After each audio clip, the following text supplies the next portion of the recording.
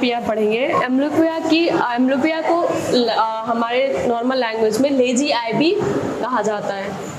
Lazy I भी, amblyopia को lazy I भी कहते हैं। तो अब हम उसकी डिफिनेशन देख लेते हैं। अकॉर्डिंग टू डिफिनेशन एम्ब्लोपिया क्या है? Amblyopia is defined as the reduction of best corrective visual acuity. जो हमारा बेस्ट करेक्टिव विजुअल एक्यूटी होता है, जो विजन के चार्ट के हिसाब से जो होता है 6/6, अगर उसमें कमी आ जाए, विजुअल एक्यूटी ऑफ वन आई और both I, that can not be attributed exclusively to a structural abnormality of the eye.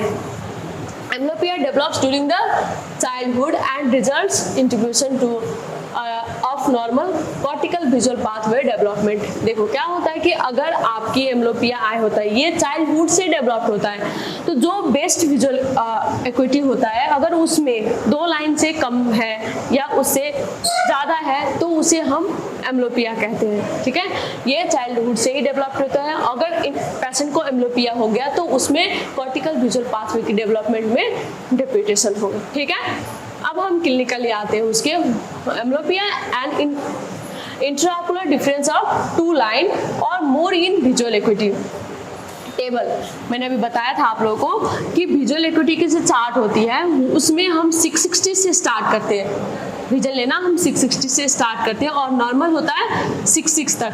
अगर 660 के बीच में क्या क्या आता है, 660 हो गया, 636 हो गया, है ना, 624 हो गया,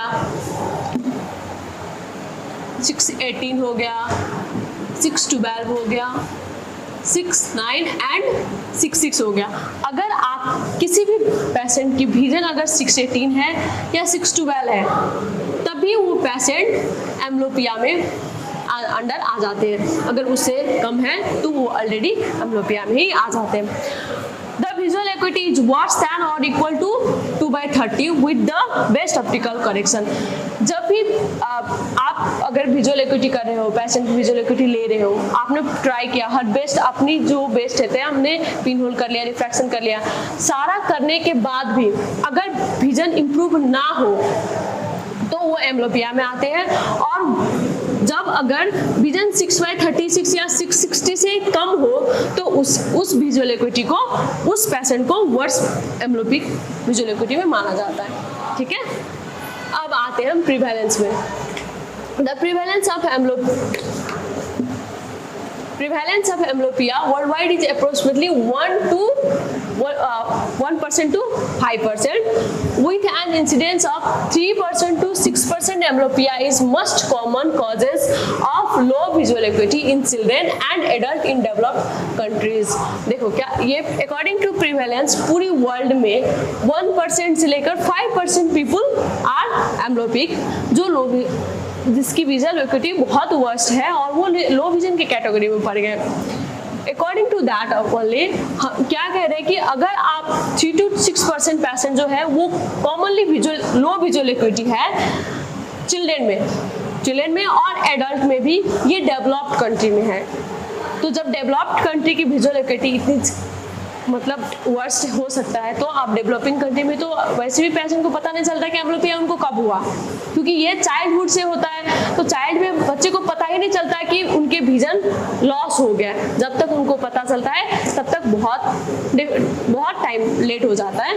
तो पेशेंट उस टाइम पेरेंट्स क्या करते हैं, अगर जब बच्चे छोटा होता है उनकी विजुअल एक्यूटी कैसा है, उसके लिए हमें पेरेंट्स को पहले ही अलॉट करने होते हैं कि आपको बच्चे आफ्टर 1 year और 2 years आप बच्चे को फॉलोअप में आई चेकअप के लिए ले आते रहे। ठीक है, अब हम इसके पैथोफिजियोलॉजिकल पढ़ेंगे। Full development of visual function depend on 3 fundamental condition during the critical period of visual development in infant. देखो क्या होता है, जब बच्चे की डेवलपमेंट होती है after birth, visual function birth के बाद भी डेवलप होता है। आई डेवलपमेंट तो अप टू 5 years होता है पूरी। तो जब बच्चे की डेवलपमेंट पीरियड स्टार्ट होता है तो उस क्रिटिकल पीरियड में क्या होता है इन्फेंट में, अगर उस टाइम उन्होंने बोथ आई में स्टिमुलसली रिसीव नहीं किया, जो एडिक्वेट स्टिमुलेट रिसीव नहीं किया अगर बोथ आई में, तो एम्ब्लोपिया डेवलपमेंट होता है। जो स्टिमुलस होता है ना, जो उनको जितना डेवलपमेंट के साथ उनको देखना चाहिए, जो अगर वो नहीं देख पाता है तो एम्ब्लोपिया उसमें डेवलप हो जाता है फुली। अब अकॉर्डिंग टू करस्पॉन्डिंग इमेज के वजह से भी वो एम्ब्लोपिया होता है। इंटीग्रेटेड ऑफ विजुअल पाथवे में अगर कोई विजुअल पाथवे अच्छे से डेवलप नहीं हुआ तो भी पेशेंट को एम्ब्लोपिया होता है। Disturbance on input of stimuli received by visual cortex during practice and unstable stage of visual development prevent proper input from the involved eye। देखो क्या होता है जब आई स्टिमुलेट करेंगे, अगर आपके अंदर इमेज बन रहा है और इमेज जो बन रहा है वो एक साथ ही नहीं बन रहा है, दोनों आई में अगर एक साथ इमेज नहीं बनेगा तो उनको क्या होगा, डबल दिखने की प्रॉब्लम हो जाएगी। डबल दिखने की प्रॉब्लम होने के वजह से भी उनको वो स्टेबल नहीं कर पाएगा उस इमेज को, और स्टेबल ना करने की वजह से इनको क्या होगा, एम्ब्लोपिया होने के चांस। ये हमारा पैथोफिजियोलॉजिकल है। अब पैथोफिजियोलॉजी में हमारे उसको अगर हम देखेंगे तो 3 फैक्टर्स आते हैं उसमें। फर्स्ट में एम्ब्लोजेनिक फैक्टर्स होगा, दूसरा रोल ऑफ रेटिना की क्या रोल होती है एम्ब्लोपिया में, तीसरी होता है एक्टिव कॉर्टिकल इनहिबिशन। अब आते हैं हम एम्ब्लोजेनिक फैक्टर्स में, उसमें 3 होती है। फर्स्ट में visual derivation, light deprivation, abnormal binocular interaction. अब हम आते हैं फर्स्ट में रेटिना में। अगर रेटिना में क्या होते हैं, एम्ब्लोपिया कैसे डेवलप होते हैं वो हम देखते थे। Decrease sensitive of foveal cons, अगर आपकी रॉड एंड कोन्स में डिफेक्ट है तो अगर वो रॉड एंड कोन्स तो रेटिना का लेयर होता है, तो उस अगर रॉड एंड कोन्स में डिफेक्ट होता है तो उसके वजह से सेंसिटिव फोवियल कोन्स डिक्रीज हो जाता है, और ये डिक्रीज होने के वजह से एम्ब्लोपिया डेवलप होता है। अकॉर्डिंग टू रेटिना के हिसाब से आप जब देखोगे सारे आपने टेस्ट कर लिया, सारे नॉर्मल है, तो लास्ट में रेटिना होगा, रेटिना के वजह से एम्ब्लोपिया होगा, तो एक ये कारण होता है एम्ब्लोपिया होने के। दूसरा lack of stimulus from rods and cones in affected eye causes neurophysiological changes. अब दूसरा होता है न्यूरोफिजियोलॉजिकल चेंजेस के वजह से भी ये होता है। अगर न्यूरोलॉजी में प्रॉब्लम हो तो उसमें भी, अगर सेंट्रल नर्व सिस्टम में प्रॉब्लम हो जाए पेशेंट को, अगर किसी की ब्रेन में प्रॉब्लम हो जाए, है ना, किसी की ब्रेन में क्लॉट हो या उसकी सर्जरी हो रखा हो, वो पेशेंट थोड़ा मेंटली वीक है तो उसमें एम्ब्लोपिया हो जाती है, क्योंकि ऑलरेडी वो लेजी आया है। तो मेंटल अगर लेजी हो गया तो आई भी थोड़ा लेजी में आ जाते हैं, तो एम्ब्लोपिया में कन्वर्ट हो जाता है पेशेंट को। Acute cortical inhibition, when the visual stimulus disorder is severe and not reversed in the first month or year of life, it can lead to structural modification of the visual neurological circuit causing morphological changes in the LGN and visual cortex. देखो क्या कहते हैं कि अगर आपको patient को visual मतलब amblyopia में है, अगर हम फर्स्ट ईयर में जिस साल हमें पता चला जिस साल उनको एम्ब्लोपिया स्टार्टिंग हुआ, उस टाइम अगर हम उसकी विजुअल कॉर्टेक्स के साथ उसको हम ट्रीटमेंट करते तो वो एम्ब्लोपिक आई फंक्शन जो लीड होता है वो ठीक होने के चांसेस ज़्यादा होता है। कॉर्टिकल इनहिबिशन में अगर पेशेंट को जो ब्रेन के हिसाब से उनकी वो विजुअल कॉर्टेक्स में इफेक्टेड हो गया मॉर्फोलॉजिकल चेंजेस की वजह से, तो ये एम्ब्लोपिक आई में फॉर्म हो जाता है। दूसरा है when the visual stimulus disorder come later with the less intensity the normal anatomical construction of the system in maintain but from neuron active inhibition from neurons की वजह से भी एम्ब्लोपिया फॉर्म होता है। एम्ब्लोपिया पेशेंट में amblyopia active develop हो जाता है। ठीक है, अब व्हाट इज द कॉजेस, उसकी कारण क्या क्या है, हम अब उसकी कॉजेस पढ़ते हैं। The main ocular alteration that predispose to amblyopia are deprivation of visual stimuli, जो पुपिल ऑकुलेशन हो गया, पेशेंट टोसिस है, अगर पेशेंट को टोसिस है तो पुपिल क्या हो जाएगा, ऑकुलेशन हो जाएगा उस टाइम, तो एम्ब्लोपिया हो सकता है बाय टोसिस। अगर टोसिस की वजह से पुपिल ऑकुलेशन हो गया तो पेशेंट में एम्ब्लोपिया फॉर्म हो, या ओपेसिटी ऑफ ऑप्टिकल मीडिया, अगर किसी को लेंस में जो अगर पेशेंट कॉन्जेनिटल कैटरेक्ट है पेशेंट को, तो उस टाइम भी पेशेंट में एम्ब्लोपिया होने, जितने हम डिले करेंगे उनको एम्ब्लोपिया होने के चांसेस उतनी ज़्यादा होंगे। दूसरी निस्टैग्मस ऑफ आई, क्योंकि nystagmus of I nystagmus of I, nystagmus में क्या होता है, जो मूवमेंट ऑफ आई होता है वो ज्यादा रहते हैं, तो मूवमेंट ऑफ आई ज्यादा होने के वजह से भी पेशेंट फोकस नहीं कर पाता है, जहाँ जिस इमेज पे उनको फोकस करना चाहिए, जैसे रेटिना पे इमेज बनना चाहिए वैसे नहीं बनता है, इस वजह से भी निस्टैग्मस पे जो पेशेंट होता है उनको एम्ब्लोपिया होता है। एंड मेनी अदर्स बहुत सारे डिजीज ऐसे हैं जिसमें हो जाता है, जैसे अगर पेशेंट को न्यूरोलॉजिकल कोई प्रॉब्लम है बच्चे में ही तो वो उस वजह से भी हो जाता है ऐसा। दूसरा है alteration of sharpness of visual stimuli by refractive changes high, अगर पेशेंट बच्चे से ही अगर हाई एमेट्रोपिया है या एनिसोमेट्रोपिया है तो उस पेशेंट को भी एम्ब्लोपिया होने के चांसेस ज्यादा होता है। Non corresponding image received by each I strabismus, अगर पेशेंट स्क्विंट है, पेशेंट को स्क्विंट है और जो इमेज बन रहा है वो नॉन कॉरस्पॉन्डिंग इमेज बन रहा है तो पेशेंट में एम्ब्लोपिया होने के चांसेस बहुत ज्यादा होती है। ठीक है, अब हम क्लासिफिकेशन पढ़ेंगे एम्ब्लोपिया। एम्ब्लोपिया को क्लासिफाइड किया है टू पार्ट्स में, एक है ऑर्गेनिक, दूसरा है फंक्शनल। और ऑर्गेनिक में आते हैं स्ट्रक्चरल एब्नॉर्मलिटी और फंक्शनल में आता है एनिसोमेट्रोपिया, स्ट्रैबिस्मिक स्टिमुलस, डेविएशन, आइसोमेट्रोपिक एंड मेरिडोनल। ठीक है, अब हम पढ़ते हैं स्ट्रैबिस्मिक एम्ब्लोपिया। स्ट्रैबिस्मिक मतलब स्ट्रैबिस्मस मतलब स्क्विंट होता है ना। हमने अभी कॉज में पढ़ा था कि स्क्विंट की वजह से भी पेशेंट को एम्ब्लोपिया आता है, तो ये सबसे मस्ट कॉमन है। जिस पेशेंट को भी स्क्विंट होगा तो उस बच्चे को एम्ब्लोपिया होने के चांसेस बहुत ज्यादा होता है, तो ये मस्ट कॉमन टाइप होता है। One I is favoured in unilateral strabismus, अगर एक पेशेंट को अगर बाइलेटरल स्ट्रैबिस्मस है तो दोनों आई में हो सकता है। अगर उनको यूनिलेटरल स्ट्रैबिस्मस है तो जिस आई में उनको स्ट्रैबिस्मस है उस आई में एम्ब्लोपिया होने के चांसेस ज्यादा होता है। Suppression of deviating eye to avoid confusion, esotropia is more common causes than exotropia। देखो क्या होता है कि इजोट्रोपिया हो जाता है बाहर की तरफ और एक्सोट्रोपिया में आई अंदर की तरफ होता है। तो जो बाहर की तरफ आईबॉल जब बाहर ये हो गया, सपोज ये है हमारा पुपिल और ये है बाहर की तरफ, है ना, ये नेजल, अगर ये नेजल हो गया तो ये बाहर की तरफ हो गया और ये अंदर की तरफ हो गया। अगर यूनिलेटरल है तो जिस आई में यूनिलेटरली वो एजोट्रोपिया है, इजोट्रोपिया है, उसमें उसको स्ट्रैबिस्मस होने के चांसेस, सॉरी एम्ब्लोपिया होने के चांसेस ज्यादा रहता है। तो इसीलिए वो कह रहे हैं कि पेशेंट अगर इजोट्रोपिया है तो इजोट्रोपिया पेशेंट को एम्ब्लोपिया होने के चांसेस बहुत ज्यादा होता है अकॉर्डिंग टू एक्सोट्रोपिया।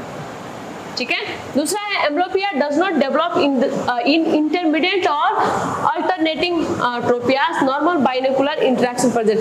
अगर दोनों आई, मैंने पहले ही बताया था आपको कि अगर दोनों आई में स्क्विंट है उनको तो एम्ब्लोपिया उस टाइम डेवलप होने की उतनी वो चांसेस कम रहता है, वो इतनी डेवलप नहीं होता है।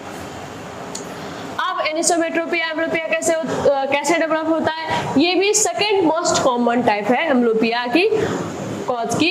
Unequal refractive error in two eye defocus the image on one retina, जैसे ये है ना, due to unequal refractive power. एक में पावर सही है, एक आई में विजन 6 है और दूसरी आई में रेटिना का पे इमेज बन रहा है, एक आई में इमेज रेटिना पे बन रहा है, दूसरी आई में इमेज रेटिना पे नहीं बन रहा है, तो उस आई में अनइक्वल रिफ्रैक्टिव एरर की वजह से भी एम्ब्लोपिया डेवलप होती है। दूसरी eye hypermetropic anisometropia is more common, जिसमें हाई पावर ऑफ वो हाइपरमेट्रोपिक एनिसोमेट्रोपिया हो उसमें होता है। अमाउंट ऑफ एनिसोमेट्रोपिया क्या है, हाइपरोपिया में अगर +2 डायप्टर्स ज़्यादा हो, उसमें माइपिया में अगर 4 डायप्टर्स ज़्यादा हो और एस्टिग्मेटिज्म में अगर 1 डायप्टर से ज़्यादा पावर हो तो बच्चे एम्ब्लोपिया में कन्वर्ट हो जाते हैं। यूनिलेटरल हाइपरोपिया और माइपिया कॉजेज सीवियर एम्ब्लोपिया। तो ये हाई हाइपरमाइपिया हो या हाइप्रोपिया हो तो पेशेंट सीवियर एम्ब्लोपिया में चले जाते हैं अकॉर्डिंग टू टाइम। ठीक है, दूसरा है consider the following cause of an 8-year-old child who have received his first prescription at the age of 7 years। सपोज पेशेंट एक बच्चे आए हैं जिसका 7 years में फाइंड आउट उनको पता चला कि उनको एम्ब्लोपिया हो गया, तो उनका जो विजन था वो 20/40 था प्लस 6 डायप्टर के साथ राइट आई में, लेफ्ट आई में प्लस 1 डायप्टर था। तो आप इट मीन्स राइट आई उसकी बहुत ज्यादा वीक है ना, विजुअल एक्यूटी उसमें बहुत कम है, तो एम्ब्लोपिया आई कौन सा होगा, राइट आई हुआ, राइट आई हाई एम्ब्लोपिक हो जाएगा। तो उसमें हम क्या करेंगे,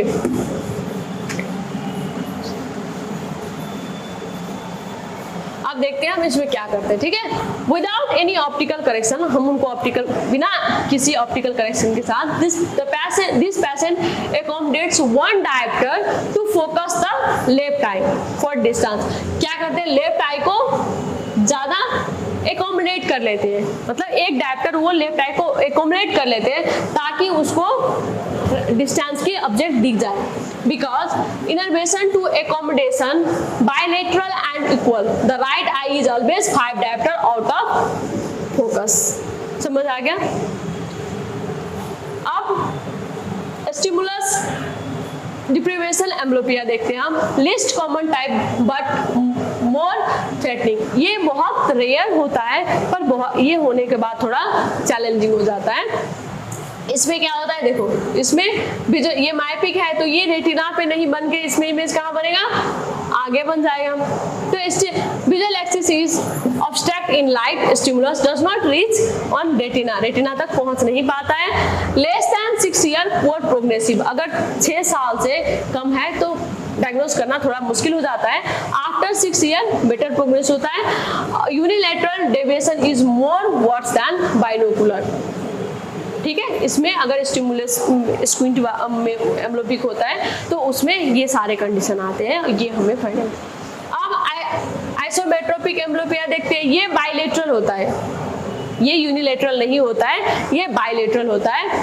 high refractive error in both I should be, इसमें बोथ आई क्या होता है, हाई रिफ्रैक्टिव एरर होता है बोथ आई में।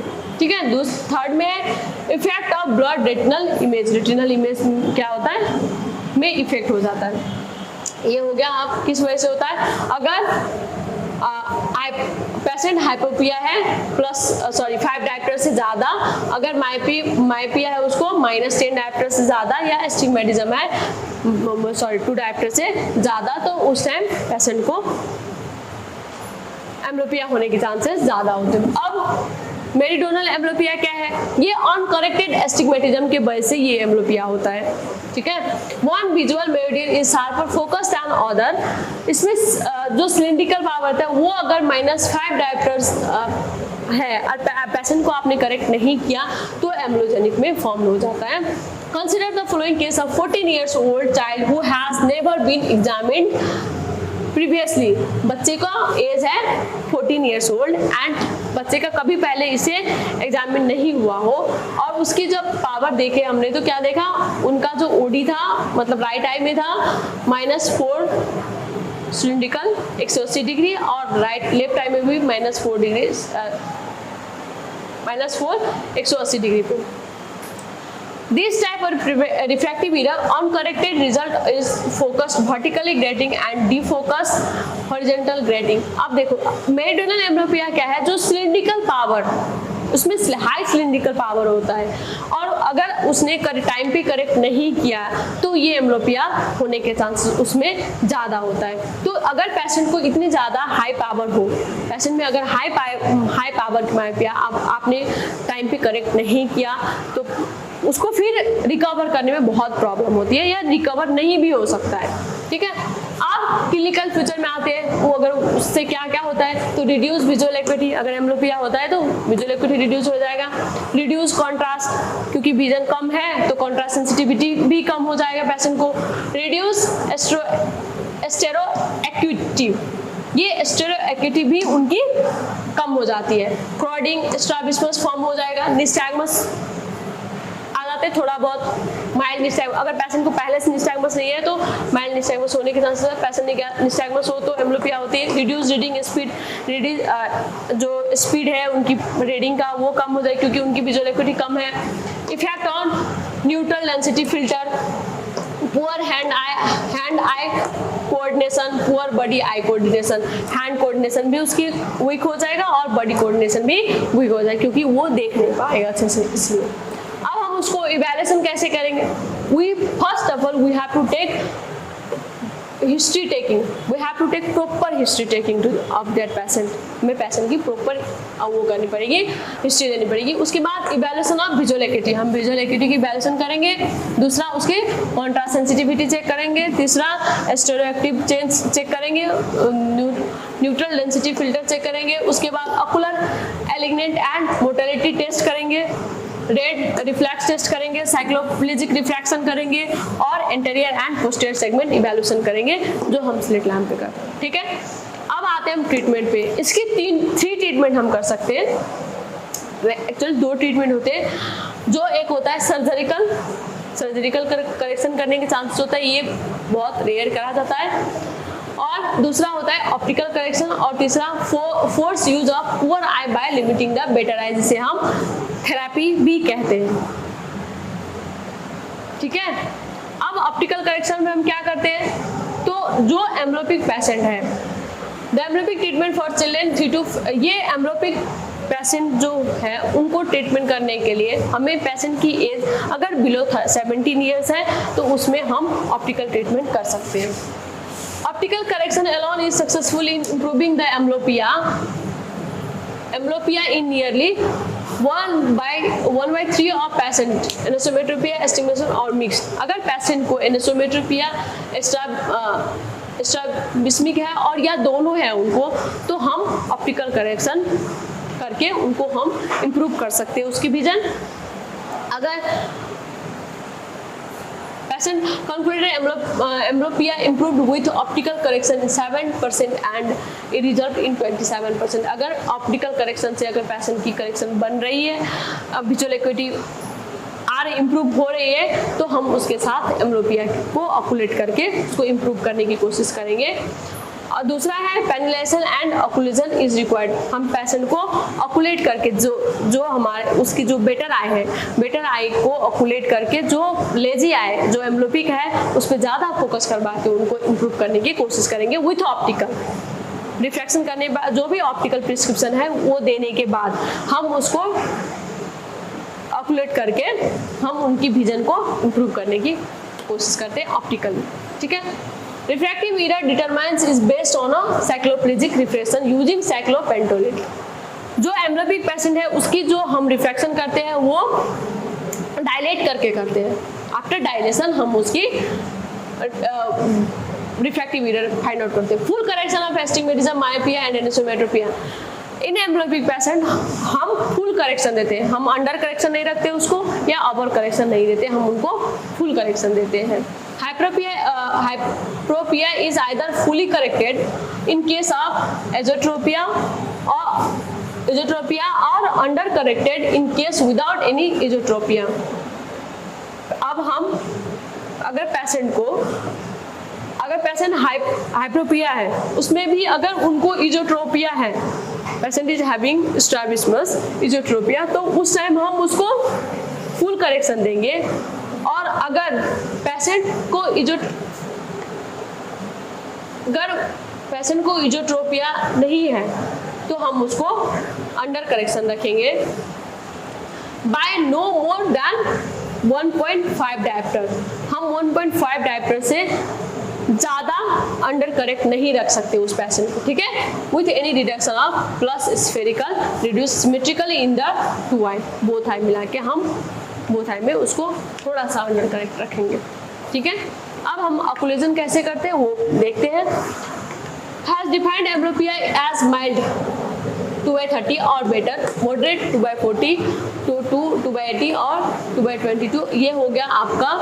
अगर पेशेंट को ऑकुलेशन थेरेपी हम तब करेंगे जब पेशेंट माइल्ड में हो तब भी करेंगे, अगर मॉडरेट एम्ब्लोपिया हो तब भी करेंगे, या पेशेंट को सीवियर एम्ब्लोपिया हो तब भी हम उनको करेंगे। Patching is an effective treatment for amblyopic with success rate 30 to 92%. अगर आप टाइम पे पेशेंट को एम्ब्लियोपिया हो गया और पेशेंट अंडर 17 ईयर्स है, बिलो 10 ईयर्स है, तो it will be best corrective 92। तो अगर पेशेंट को हम पैचिंग करते हैं टाइम पे, अगर पेशेंट ने दिखाया और आपने पैचिंग स्टार्ट किया, तो मोर देन 92% पेशेंट को ठीक होने के चांसेस ज़्यादा होता है और पैचिंग इफेक्ट करता है उनकी आंखों में। ठीक है। दूसरा entity few hour of patching is focused as effective as traditional treatment. हम कुछ आवर के लिए पेशेंट के एज के हिसाब से हम उनको पैचिंग की आवर देते हैं और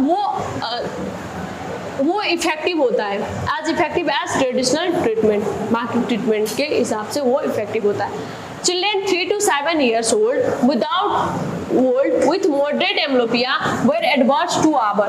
अगर बच्चे की एज 7 ईयर से कम है, मतलब 3 to 7 ईयर के बीच में है, तो हम उनको, अगर मॉडरेट एम्ब्लियोपिया है तो हम उसको 2 आवर्स के लिए पैचिंग के लिए एडवाइस करेंगे, with 1 hour of near activity per day.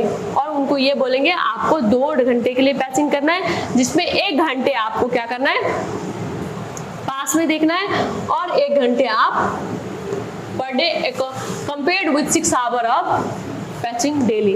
अगर आप बच्चे को 2 घंटे के लिए पैचिंग करते हैं और वो 1 घंटे लगातार अगर नियर वर्क करते हैं, तो वो 6 घंटे की बराबर हो जाता है पैचिंग की। ठीक है। Children with severe amblyopia were advised patching compared with full time patching. अगर बच्चे को ज़्यादा है, सीवियर एम्ब्लियोपिया है, तो हम उसको फुल टाइम पैचिंग में ही भी रखते हैं। ये पैचिंग करने का जो प्रोसेस है वो अकॉर्डिंग टू एज भी किया जाता है। अगर बच्चे 2 साल के हैं, हम इसको रेशियो में भी देते हैं।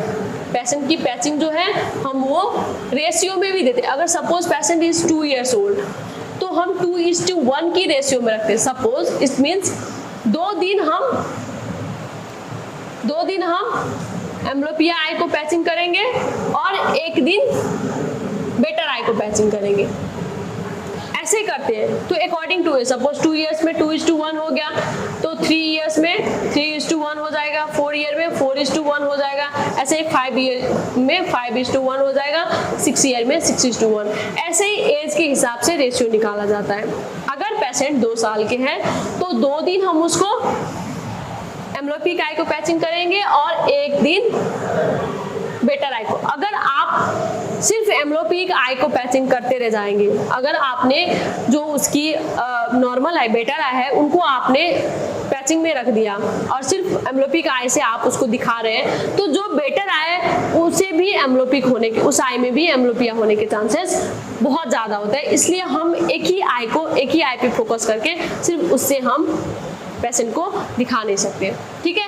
ये हो गया दोस्तों। अगर पेशेंट 3 साल के हैं, तो हम उसको क्या करेंगे, 3 days के लिए उनके जो बेटर आए हैं 3 days के लिए हम एम्ब्लियोपिक आई से दिखवाएंगे और 1 day के लिए हम क्या करेंगे, उनको बोलेंगे कि आप 1 दिन के लिए अपनी बेटर आई से देखें। ठीक है। ऐसे हम सारे एज में करते हैं।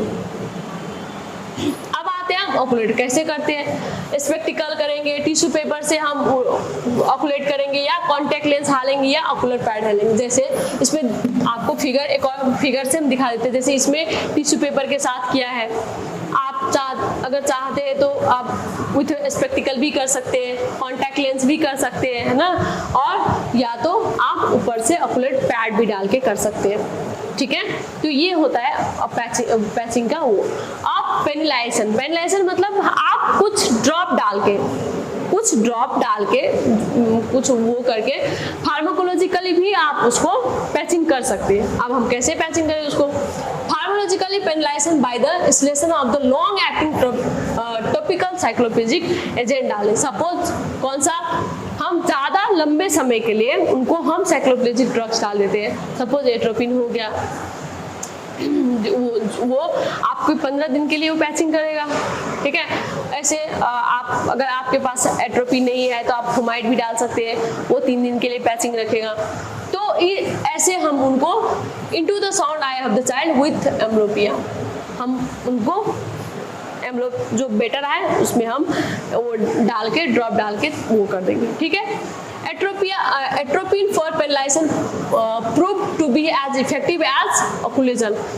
अब आफ्टर रिसर्च में देखा गया है कि आप पैचिंग जो करते हैं, पैचिंग से अच्छा रिजल्ट अगर आप एट्रोपिन से जब पेनलाइज करेंगे ना उसमें अच्छा रिजल्ट आता है और इम्प्रूव भी होता है।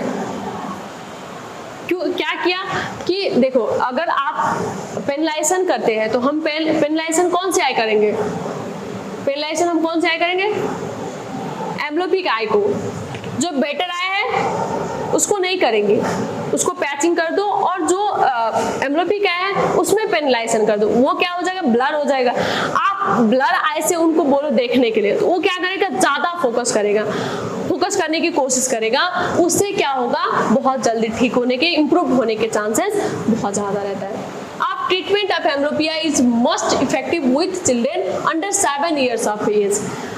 ये पहले क्या था कि आप अंडर 10 years एज में इम्प्रूव होने के चांसेस बहुत ज्यादा होता है।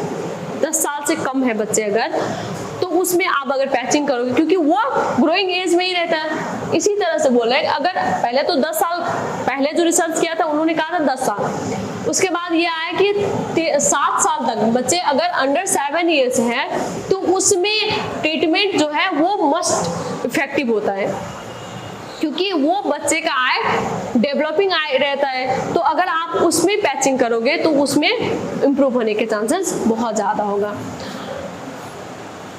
Children up to 13 years of age shows significant improvement with vision with patching. Although the rate of response to treatment may be slower, require a higher dose of patching, and the extent of recovery may be less complete. देखो क्या होता है कि 13 years तक as में आप उसको उसकी जो इम्प्रूवमेंट है एम्ब्लोपिक आई में वो आ सकता है, पर उसके लिए आपको अगर जितना बच्चे जितने एज है, बच्चे की जितने हाई एज है उसमें इम्प्रूवमेंट होने के चांसेस कम हो जाता है।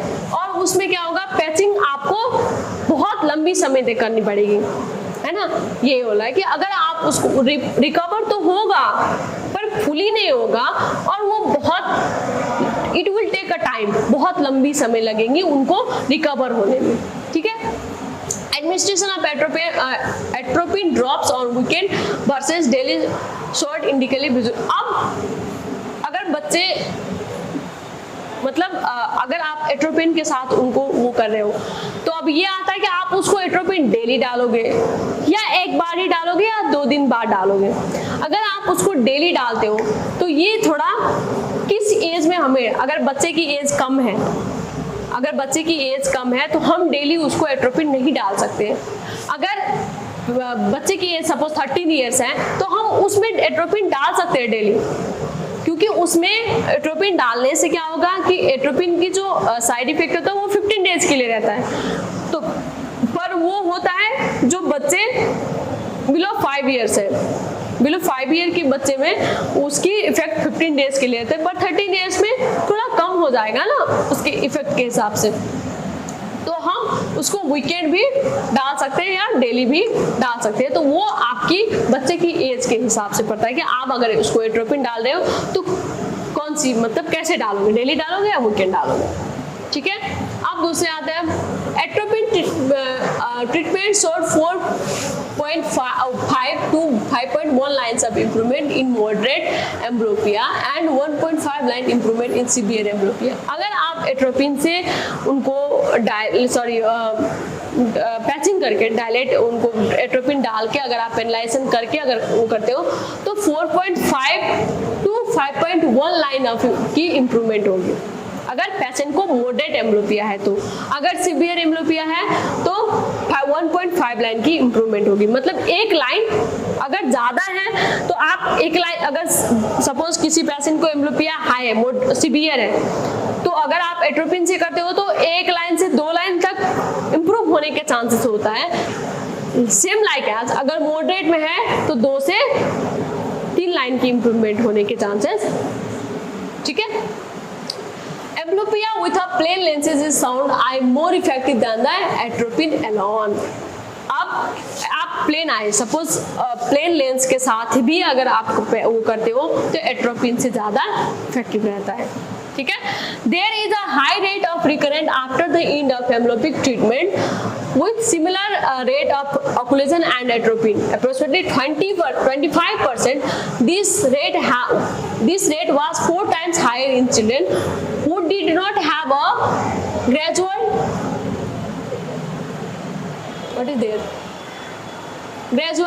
taper of their treatment for at least 5 weeks following the resolution of the amblyopia.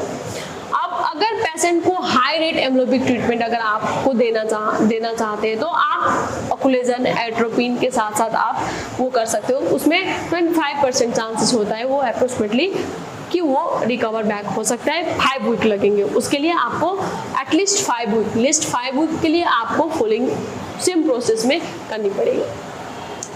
The results in more in younger children after 3 months of session of treatment. आप 3 महीने का अगर बच्चे यंगर बच्चे चिल्ड्रन में अगर आप कर रहे हो तो 3 महीने ट्रीटमेंट आपको रेगुलर करनी पड़ेगी और after 3 months we have to do follow up again.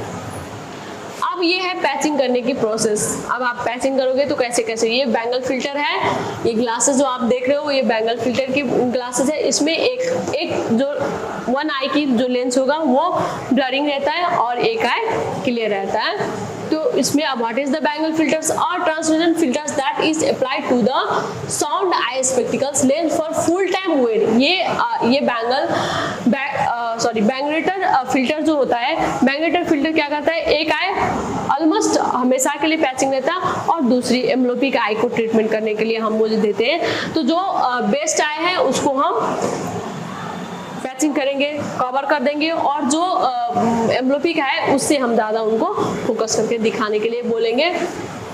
ये हम कौन सी एज में देते हैं, below 3 to 10 years with moderate amblyopia. अगर पेशेंट को मॉडरेट एम्ब्लोपिया है और वो अंडर 3 to 10 ईयर के बीच में है तो हम उसको ये बैंगलेटर फिल्टर्स देते हैं, ठीक है। Full time wear of filter showed by visual acuity improvement of 1.8 line same as 2 hour patching. अगर मैंने इससे पहले भी बताया था आपको कि अगर आप 2 घंटे के लिए पैचिंग करते हो और 1 घंटे उसमें सिर्फ नजदीक का काम करते हो तो 6 घंटे की पैचिंग के बराबर होते हैं। तो अगर पेशेंट को आपने ये फुल टाइम पहनाया and patient is having moderate amblyopia तो उसमें 1.8 लाइन की इंप्रूवमेंट होने के चांसेस होता है, ठीक है। अब जो presented reported better complaints and favour adverse effect और उनको एडवर्स इफेक्ट ज़्यादा फेवर लगता है। Do older children respond to amblyopia treatment. तो अब आपसे पूछा था कि अगर बच्चे की एज ज़्यादा हो गया हो तो वो एम्ब्लोपिया ट्रीटमेंट अगर आप करोगे तो वो रिस्पॉन्ड करेगा या नहीं करेगा, तो कौन सी एज में करेगा और कौन सी एज में नहीं करेगा। In children age 17 to 13 years 53% वो रिस्पॉन्ड करेगा। अगर एज 13 ईयर्स से 17 ईयर्स के बीच में है तो वो रिस्पॉन्ड कर भी सकता है और नहीं भी कर सकता है। तो आप जब हिस्ट्री लोगे पेशेंट को तो आप हिस्ट्री के साथ साथ आपको पता चल जाएगा कि patient will get their vision back again और नॉट, इट विल रिस्पॉन्ड और नॉट, ठीक है। अब हम विजन थेरेपी कैसे करेंगे, तो हम विजन थेरेपी में देते हैं कंजुगेटिव थेरेपी करेंगे, एंटी सप्रेशन थेरेपी करेंगे, डेक्रोमेटिक ट्रीटमेंट करेंगे और थेरेपी फॉर आई बॉडी और कोऑर्डिनेशन करेंगे। ये चारों फिगर के साथ हमने दिखाया आपको कि कौन से में कैसे करेंगे। सपोज ये एंटी सप्रेशन थेरेपी करेंगे तो ये एंटी सप्रेशन थेरेपी करने के लिए कौन सी फिगर में दिखाया है एंटी सप्रेशन थेरेपी। अगर आप डिक्रोमेटिक ट्रीटमेंट करेंगे तो इसके साथ जाते हम, अगर आप एंटी सप्रेशन थेरेपी करेंगे तो हम इसके साथ करेंगे, है ना, ऐसे करते हैं। अगर आप इसी को आई बॉडी थेरेपी करेंगे तो इसके ये ना ये करते हैं। अगर आप डिक्रोमेटिक वो करेंगे तो इसके साथ करते हैं, है ना। और ये एंटी सप्रेशन थेरेपी आप उसको लाइन के हिसाब से भी थेरेपी कर सकते हैं। तो ये रहा हमारा एम्ब्लोपिया की मूव। अगर आप एम्ब्लोपिया के पेशेंट की अगर ट्रीटमेंट करना चाहते हो, अगर जब हम उसकी पैचिंग के हिसाब से, तो सबसे ज़्यादा इंपॉर्टेंट होता है कि हम पैचिंग उसको कैसे दें। तो जो भी हम पैचिंग, तो जो भी उसका रेशियो होता है अकॉर्डिंग टू एज हम उसको पैचिंग की रेशियो देते हैं। यही होता है हमारा एम्ब्लोपिया की ट्रीटमेंट। मेन ट्रीटमेंट हमारा एम्ब्लोपिया में पैचिंग ही रहते हैं। Thank you.